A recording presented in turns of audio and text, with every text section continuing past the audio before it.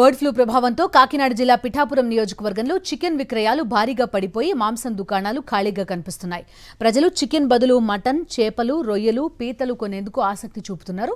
దీంతో ఇదే అవకాశంగా భావించిన వ్యాపారులు మటన్, చేపల ధరలు విపరీతంగా పెంచి వినియోగదారులను దోచుకుంటున్నారు.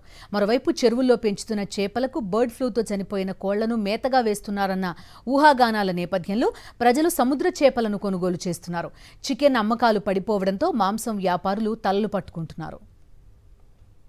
రెగ్యులర్ గా మనం చికెన్ సామాన్యులు ఎవరన్నా సరే చికెన్ కొనుక్కుంటారు. ఇంకా అయితే ఒక 100 రూపాయలు 50 రూపాయలతో ఏదో ఆ పూటకి గడిచిపోద్ది.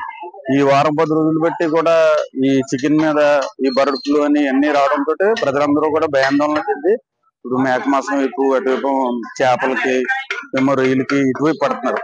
ఇవేమో అధిక ధరలు ఉండడం వల్ల సామాన్యులకు కూడా ఇబ్బందిగా ఉంది. అది చికెన్ అయితే మనకి ఒక 100 రూపాయలతో 50 రూపాయలతో అలా క్లోజ్ అయిపోద్ది. ఇదేంటి ఒక పావు కేజీ కొనాలంటే సామాన్యుడు 250 రూపాయల నుంచి 300 దాకా అవుతుంది.